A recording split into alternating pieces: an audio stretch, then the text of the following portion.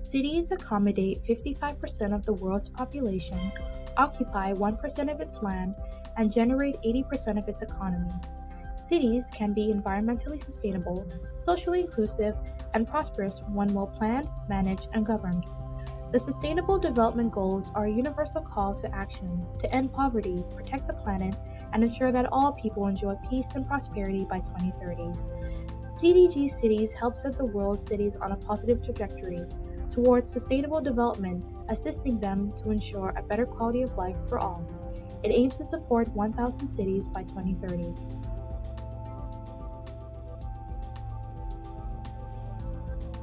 At a recent meeting at the UN Pavilion in Regent Park, members and grassroots organizations met to address food insecurity in the area.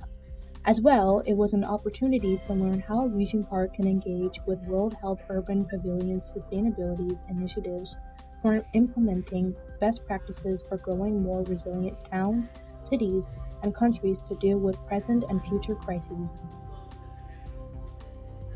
Household food insecurity, the inadequate or insecure access to food due to financial constraints, is a serious public health problem in Canada. In 2017 to 18, 1 in 8 households were food insecure. This amounted to over 4.4 million Canadians. Of that number, 1.2 million were children under 18 years. While food banks are a well-known public response to food insecurity, most food insecure households do not use food banks, and there is no evidence that food charity is a durable solution. There is a wide consensus that governments need to act on food insecurity through income-based interventions.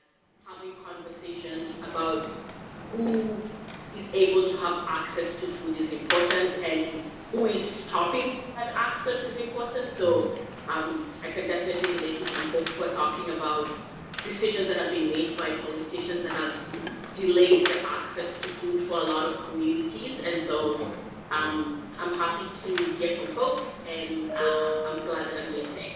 Thank you so much, Hilda, for being here and sharing your thoughts about food insecurity and the importance of taking action. Amy from Building Roots. Amy, do you want to go next? By residents, grassroots representatives, from many organizations. It was a hybrid meeting, so we met, virtually and in person, and it was an opportunity to share the experiences we've had with addressing food insecurity in our community. It was also an opportunity for us to learn more about Toronto's food charter so that we have an understanding of the values that bring us together to address food insecurity. It was also an opportunity to learn more about the World Urban Pavilion, the Urban Economic Forum, and basically the role of the World Urban Pavilion in Regent Park, and collaborating, in a fall exhibition that focuses on food insecurity so that we can raise those issues in the upcoming municipal elections to ensure that we have a recommitment to address food insecurity, a recommitment to a food charter, but most importantly, an investment in the initiatives, the local initiatives that are happening in Regent Park and across neighboring communities, across Toronto Centre and across the city of Toronto, that's focused on addressing food insecurity.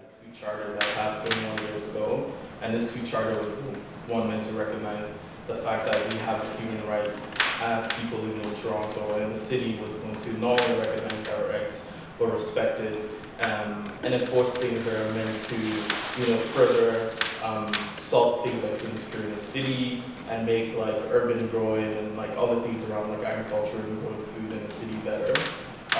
But we know 21 years later, food insecurity has only gotten worse in the city of Toronto. Nothing's gone better. And when we started having conversations with councillors and city staff, many of them didn't even know that a food charter even existed in the first place. And it's really funny because I was reading an article from back when the the charter passed 21 years ago. And the article specifically talked about like how one of the councillors who championed doing the food charter was like, this is something that's going to be envied by other cities in the West, and like everyone was going to emulate Toronto, and it was going to transform the city. But not only was it not sitting there, but people didn't even know about it. So it was in the vaults. And so we did the work around like even just like bringing that awareness back as a way to be like, the state of food insecurity in Toronto is like, it's terrible. It's only gotten worse, and like what has been mentioned, the only solution that's been deployed is food charity, which we know is only a band-aid solution. So it's bringing that conversation, we brought that conversation to the councillors, and we're able to push for a motion for the charter to be updated. But not only just updated for the sake of updating the charter, but for community to be consulted in that process of updating the charter, and include a mechanism within that document for communities to hold the city accountable, and also have tangible, outcomes. Like, so for each division of the city of Toronto to make a commitment to our food rights in Toronto. Exactly. So we can say, why haven't you done this? Like in 5 years, as we go along, make a commitment to be like, for example, Park and Forestry say they will make this amount of city lands available for people to create community gardens, and that's just an example. So having those commitments be made by different divisions of the city of Toronto, because when that's not done, when it's just a document that just loosely holds the city of Toronto accountable, then nothing gets done, because it becomes a runaround of like who's responsible in the city to make this happen. So that's what we've been doing. We talked to a lot of councils, we talked to city staff, and a motion was passed in April to where the city council directed the city staff to basically go ahead with the consultation process.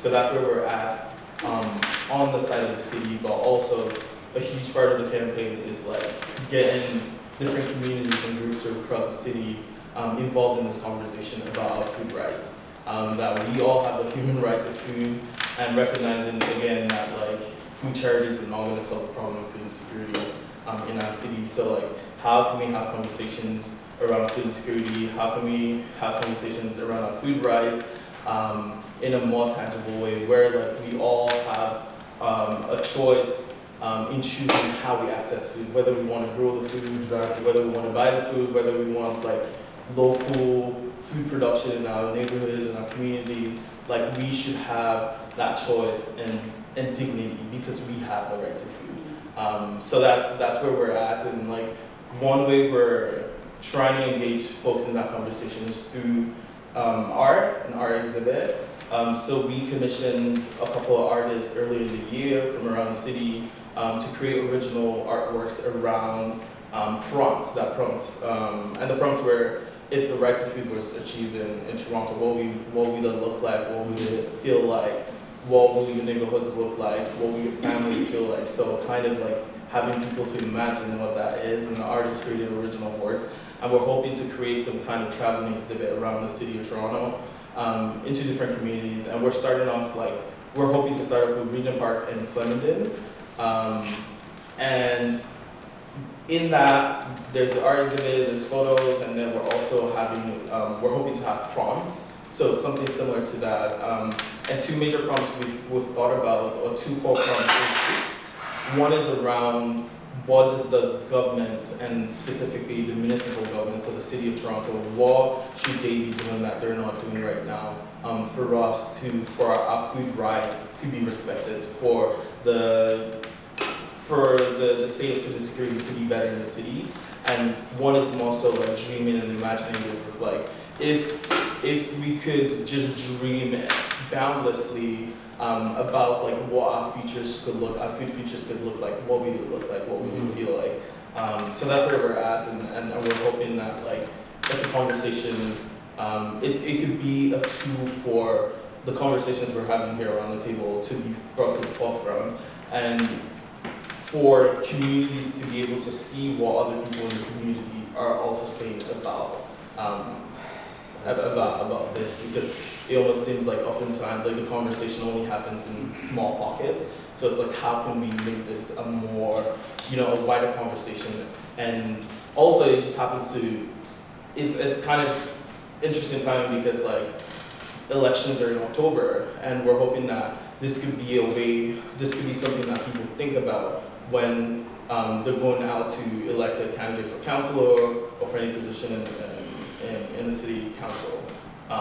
So that's basically the long and short of it. Excellent, well said, Hansel. And I know some folks might have some questions, but before we get into questions, I just want to welcome Marwan. Marwan, welcome to our meeting. Marwan is the Executive Director of Feeding Us One. So Marwan, you want to quickly introduce yourself? And then we also have Reza, who's also joined us. Marwan, go ahead. Hey everybody, it's a pleasure to meet everybody here. As Reed said, our meeting is one. I'm also part of another social enterprise called Untitled. Very unfortunately, I couldn't make it today. I'm not feeling well, so I'm actually just listening in. So it's a pleasure to meet everybody. Thank you. Thank you, Marwan. Reza?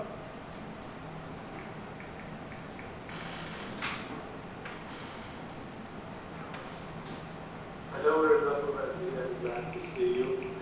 I'm heading to the park here and see you in person. That's our chair of Urban Economy Forum. That's awesome. Well, we're very happy that we've got the chair of the Urban Economic Forum with us today. So welcome, Reza. So we're going to continue with our meeting, and what I'm going to do is I'm going to ask folks if they have any questions through Hansel. So we'll go with our first question. Go ahead, brother. This is not a question, just a consultation. The way you are saying, in this is, my English is a little bit harder, but I would like to try on my best. The way you are saying for City of Toronto's charter, insecurity food crisis, which I believe, this is my opinion, like an example, if you don't go to the city of province of Ontario, or even all over federal government, the government of Canada, the charter of food security. If it is charter of food security like disability charter, like human rights charter, like what is called speech, free to speech charter, those kind of charter if you do by voluntary things or by donation, it is not going to cover up. Because when you don't do by legislation, it will not implement. And if you don't implement, it will continue crisis. In Canada, this is wide country. Why there is going to be too much highs, like especially for wheat, it should be very, very cheap. It's not right. Why we have to find out those things? We have to go through to the federal or provincial government like other rights. Well said, my brother. And I just want to point to the screen, and if you could look up Google, Toronto Food Charter, just do a simple Google search. It's probably going to be the second link. But it's informed actually by international convention. In 1976, Canada signed the United Nations Covenant on Social, Economic, and Cultural Rights, which includes the fundamental right of everyone to be free from hunger.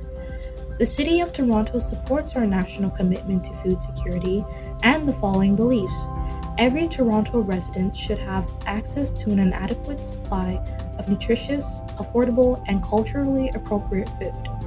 Food security contributes to the health and well-being of residents while reducing their need for medical care. Food is central to Toronto's economy, and the commitment to food security can strengthen the food sector's growth and development. Food brings people together in celebrations of community and diversity, and is an important part of the city's culture. Right, so one of the things that actually caught my attention when Hansel and I first spoke about this was the lack of awareness that we do have a food chart in the first place, and how it's interconnected to those global agreements that our federal government has signed, and how our province has a responsibility, but also how our cities play an important role, right? Especially the city of Toronto. And I want to thank Hansel for talking about how we could democratize this conversation by making sure that we inform what that vision could look like, right? Yeah. and this is what the process is all about. It's engagement that you're talking about, right? And then you've started us off on that journey because I'm sure a lot of us in this room had no idea, some of us had no idea what a Toronto Food Charter was, right? Because it's not something that's widely promoted and discussed. So thank you so much for raising that point. Who has a question for Hansel next?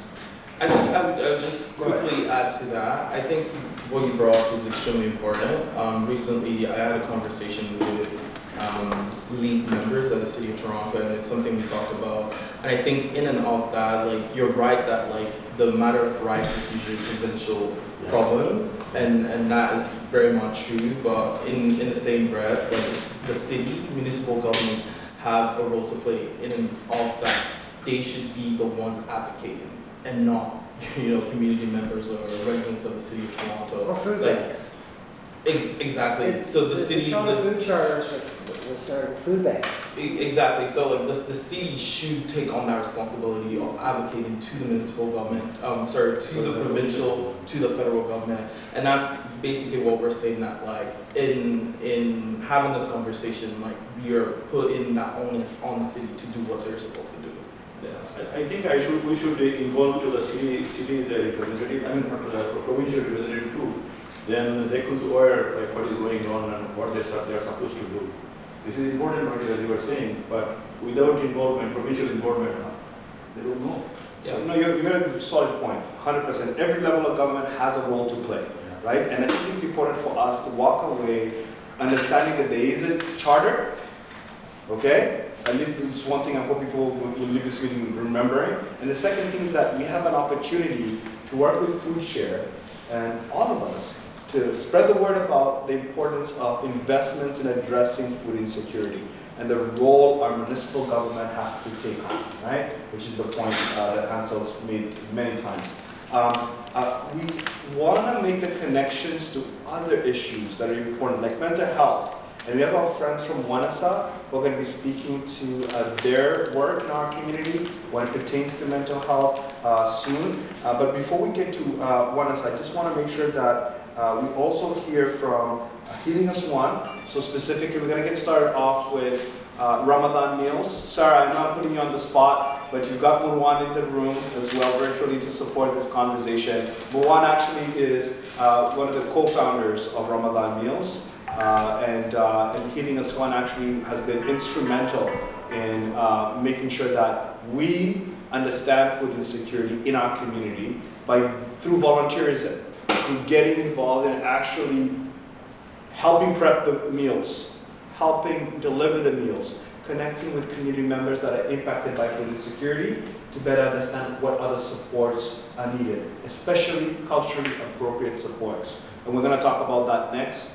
Through the conversation we're going to have with Namari from Wanasa. But Sarah, why don't you get us started off with the impact of Ramadan Meals and what the program is all about. So you have Yes, hi everyone, my name is Sarah, and for the past 2 years I've been involved with Healing Us One, specifically with this project. Ramadan Meals TO was founded by Waleed, Marwan, and another member, Kunsa. So last year during the pandemic, they basically all got together. We had the youth volunteers, we had local mothers who we asked to cater the meals, and we would basically give them money to give us that service. We would have our youth help them pack the meals. We would use one of the kitchens in the neighborhood, and then we would distribute them to those families who have registered.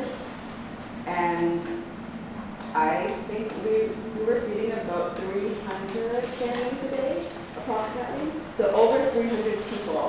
So each family would get however much amount of people live in their households.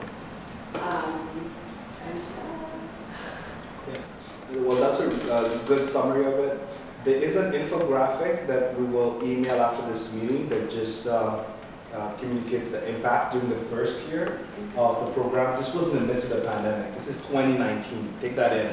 Everything was shutting down, and the only place people could get support was through this program.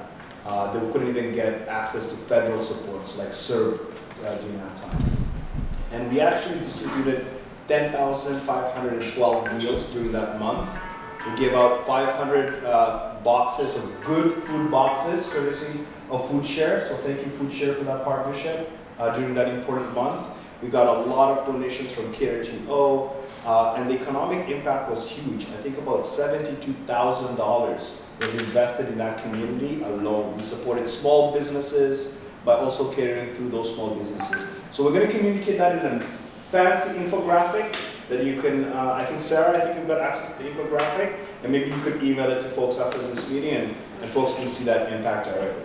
Now I want to invite our amazing Namarek, who's the executive director of WANASA, which is doing such fundamental work in our community in addressing mental health needs, specifically through a culturally appropriate framework, because a lot of those supports lack that distinct need that our community has. So, Namarek, do you want to get us started off talking about WANASA, your programs, and how we can support the work you do?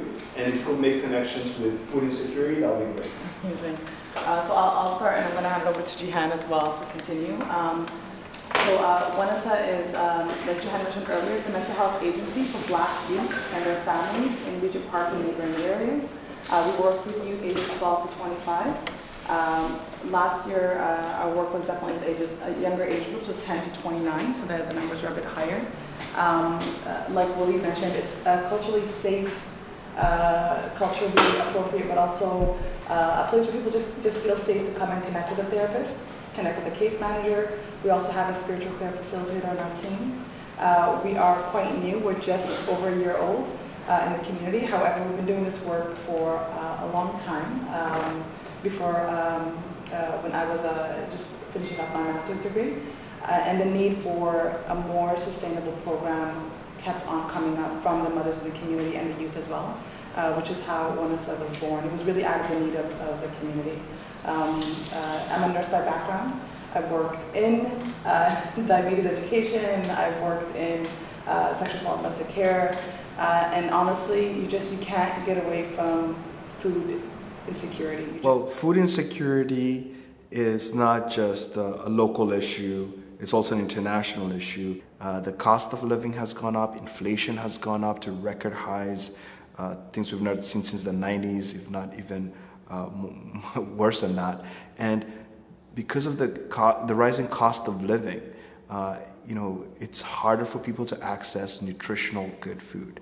And through these collaborations, we're trying to make sure that families of Regent Park are able to access fresh fruits and vegetables through the collaborations we have with Food Share, or hot, delicious meals through the collaborations we have with grassroots organizations, to make it easier for people to access food and not feel that they don't matter or that they have to sleep hungry at night.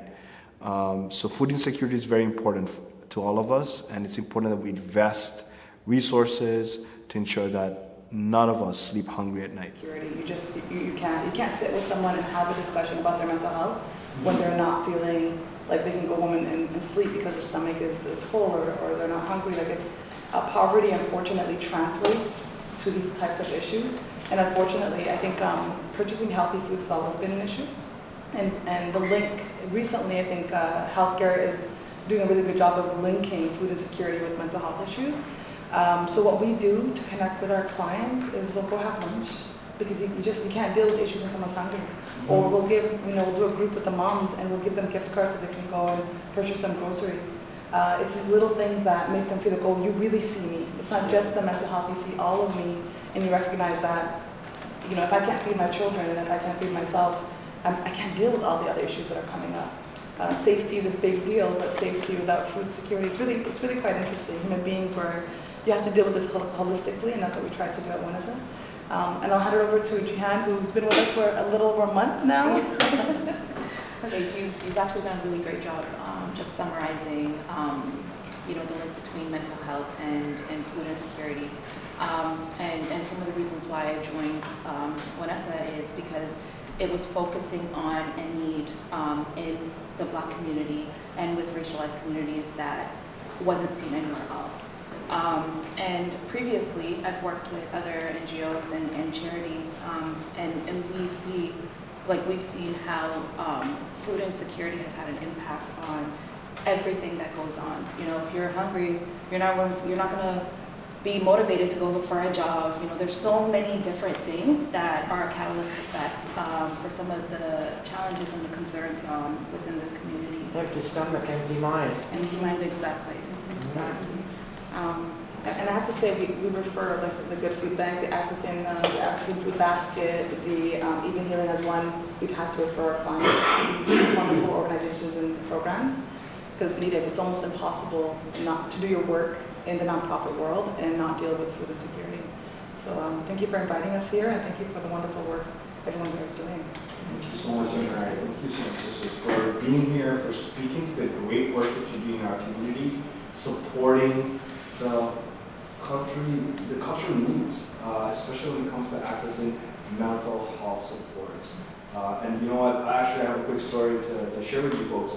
That work is so important now more than ever, especially when it pertains to racialized folks and the interaction with police. We just had a neighbor on Friday who was supposed to be sent to a hospital, but ended up in a jail. And this person has lost 72 hours of their lives that they will never get back again because of poor practices. So instead of the mobile crisis response team that was supposed to be there on site to help this individual, we had people who had no training in mental health show up. And now we're helping this individual as a neighborhood association to fight off criminal charges so it doesn't affect the rest of their lives, right? So imagine the trauma, imagine the impact that this person will have to unpack and the needs that they will have when it pertains to cultural appropriate support. So you're on the ground doing it, so we want to honor you by saying thank you for what you're doing. The next thing that I just want us to quickly talk about is there's something called the Social Development Plan. A lot of us who are part of this work in the community know about the Social Development Plan, and there's funding for that Social Development Plan. In fact, we've got about $500,000 that comes from the City of Toronto every year. So the $2.5 million that was committed to support projects that support the community. And it's an opportunity for residents actually to lead some of these projects. So if you're thinking about food insecurity, WANASA, all the groups here, all the organizations here, if you're thinking about doing some food insecurity work, think about putting in a project idea that could be funded to support that work and how we could collaborate as well, right? Open up room for collaboration. I want folks to form relationships after this meeting so that they could think of ways that we could address food insecurity in Regent Park collectively. So with regards to the Social Development Plan, the one thing that I just want to also point out is there's 4 working groups. So we've got communications, there's community building, which I co-chair, and food insecurity is important to us as well as community building. We talk about it a lot. We also talk about space. We talk about outdoor space in addition to indoor space because we recognize our community members need space to also grow their own food. Be able to access recreational spaces outdoors, not just indoors, not just to support their mental well-being, but also like we're social beings. We need to interact with each other in those spaces. So I want to invite you all to think about joining our working groups of the Social Development Plan and getting involved in those priorities. Next, I know someone had a question. Someone raised their hand. You wanted to ask a question? Well, I just want to say, like, I've been in the neighborhood for 25 years. And I like that the concept now is that you're getting the people who live here involved. Yes. They know where the money's going. They know what this 50 grand is going, this 5,000, this 500 is going. Before, we were not allowed to come sit at a table. Exactly. And talk about our community, our people, our money, and the change that we wanted in Regent Park. I'm glad you pointed that out. So like it's a big trust issue for people. Yeah, you're right. Because I talk to people, I know a lot of people here, you know that. I know you do. And then one of the things we're going to change is we're going to make sure that residents are at the table. and they're the ones making decisions. You know, we've pushed for that model over and over again, because when other people make decisions on our behalf, we deal with the consequences, don't we? It's none of your business, just volunteer. Yes. That's what we're told, none of your business, just volunteer. That's not the attitude. Shut the door, shut the door. Every time the door was shut on me, and then I did, we have to push back. Oh, I push back. Yeah. Let's do the elections this year, by the way. There's 3 wards right now where there's 3 candidates running unopposed. Half the candidates that, the amount of candidates that are running in these elections are less than half than what, how many candidates ran 4 years ago. So imagine the need of democratic renewal in our cities. When the rules that we try to write as community members get changed by folks who have that attitude, which is, this is too complex for you. You don't need to be at the table. And I think we should be upset about that attitude and be at the table. Exactly. I love that. Okay, so we're going to now move on to the next important item, which is why we're here as well, which is, you know, we came up to this amazing offices of the World Urban Pavilion, and I want to invite Alex to talk about the World Urban Pavilion and their programs and how we could collaborate, you know, also with not just our local partners, but also international partners. Alex, go ahead. Thank you so much, Waleed. And it's great that we can have this conversation at the pavilion. I've been telling all our partners, you know, we want to bring conversations to the pavilion, exactly what we're talking about, you know, cities, sustainable urbanization, these different, you know, subjects. We're talking about food security today. These are all very important subjects that we're working on at the pavilion and also at the Urban Economy Forum. So I do have a presentation, is that okay? Yeah. So I'll share a presentation here, and what I want to use this meeting for is, this is kind of our first time really interacting with a lot of grassroots organizations in Regent Park. I mean, I've been collaborating with Waleed and some other individuals, even in Afra, Marlene Padrinova, who are on the steering committee of some of the work that we do. Waleed has been supporting with some of the programming that we're working on. This meeting here, I would consider, you know, programming of part of the pavilion, right? It's content that we hope to share globally. Anyways, so I'll get right to it, and let me see, folks on the internet, if I can connect you. I can't, unfortunately, because I'm sharing my screen. Well, maybe actually. We can send a presentation. Yeah, we can send a presentation. Okay. So while that loads, I do work for the Urban Economy Forum. The World Urban Pavilion in Regent Park, which is the space we're in here today, is an initiative of the Urban Economy Forum.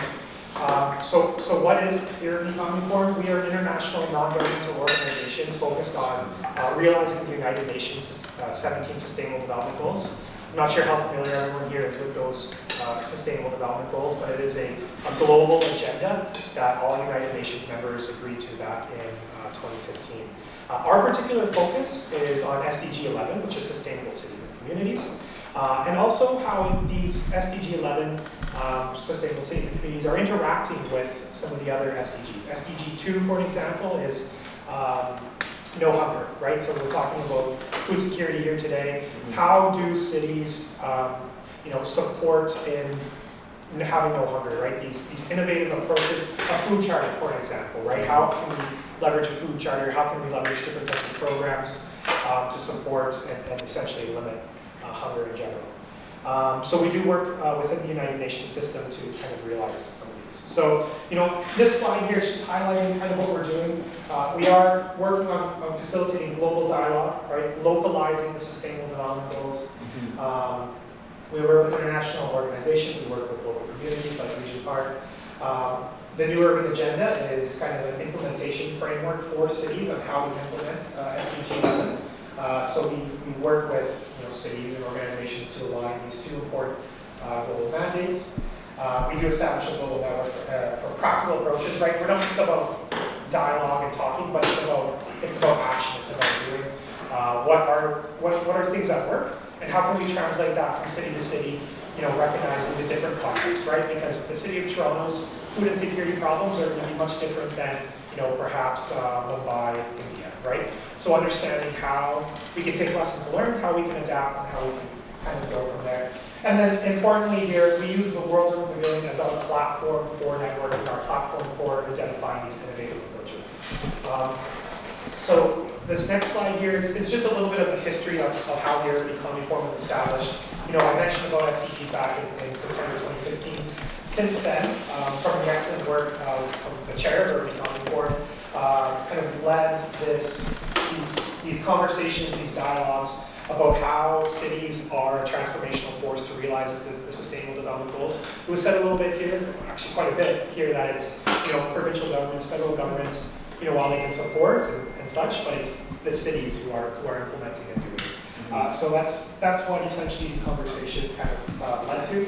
A number of different reports were established based on this work, and eventually the launch of the Urban Economy Forum, the organization I work for, in June 2018. And we do hold an annual conference every year.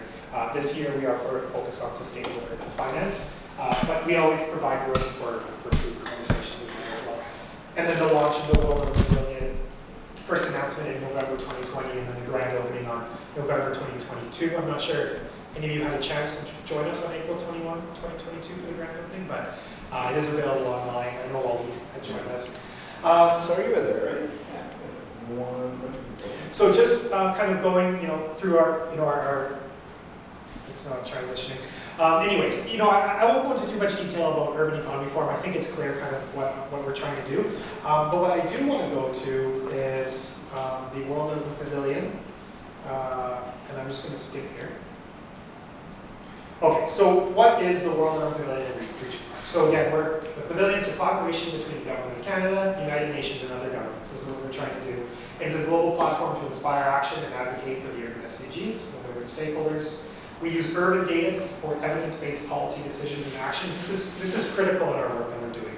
We're trying to set baselines. We're trying to understand how we can use data to translate that into identifying priorities within communities, within cities, and how we can translate that into actions. Most bang for your buck, if you will, right? Because there's a lot of priorities, there's limited resources, we can't do everything. So what's going to have the most impact economically, socially, culturally, and environmentally? That's the importance of urban data. And then even more important is we're supported by people-oriented, innovative solutions toward realizing the SDGs. It is a practical platform for public participation. Communities are actively involved in this conversation as we move forward in all the work that we do, and all the work that we expect our partners to do. So our vision, people-centered, sustainable cities that are planned through data, driven by innovation, and informed by the sustainable development goals. That's our innovation. How are we going to do this? Acting as an urban knowledge exchange hub, a platform that facilitates sustainability, robust evolving space for city needs, global urban network, global best practices on urbanization, change maker for urban knowledge, and a space for public participation. These are all different actions that we take on. So just as a kind of a photo here, this is the pavilion's grand opening on April 21, 2022, about 4 months ago now. Was held just outside over there. It was a community and international event. Even Habitat is here, which is one of the partners. Canada Origin Housing Corporation, as well as the Daniels Corporation, all partners of the pavilion. So just highlighting some collaboration channels. Speaking to the community members here. The pavilion is a space for collaboration. We want to bring as much people in here. We want to animate the space. We want to provide content. So just highlighting 3 different areas: physical space. I mean, we're using the space right now for its event, right? Having a conversation about food insecurity. It would be great if we can. I see there's a recording over here. It'd be great if we can, live stream next events. I'm not sure if we're doing that now, but live stream, bring the global community to the conversation, right? Because it's the global community, they operate globally, and they want to know what's happening at the community level. And this is what's happening. So it'd be great if we can animate the space in that way, as well as using it for the virtual or physical exhibitions. U of T prepared these past exhibitions here. We do have an agreement with them for 1 year. They will provide another 3 exhibitions. This current one is on mixed-use buildings that foster community. Again, holding events here. This is the purpose of the physical space. And I'll just show some kind of photos here. This is kind of the use of the physical space, just different items that we can do. We've had hybrid events here and such. And then the virtual pavilion. The virtual pavilion is our way of interacting globally. because this is a global platform, and we want the virtual pavilion to be, Canada's, Toronto's, Regent Park's window to the world, and we want to be the virtual pavilion to be the world's window into, Canada, Toronto, Regent Park, right? How do we make those connections between the community and the global? So the virtual pavilion aims to facilitate knowledge sharing, best practices, collaboration, and we are working with Harvard University to develop kind of our framework in this program. So just some highlights. These are our programming areas that you'll see here. About 10, 11 different programming areas that we have. We do have pavilion programming in Regent Park, and we are working in different capacities with the community to realize that, and we can talk about that briefly. Our 2 priority programs, we can't do everything on the first year, is Global Hub of SDG Cities Initiative in Canada for American SDGs. So please get involved in the Food Insecurity Coalition. That's how you could give back to your community, but also inform solutions that could be adopted internationally. Don't forget to like, comment, share, and subscribe to our YouTube channel, and check out all of our social media platforms. For more information, check out our website.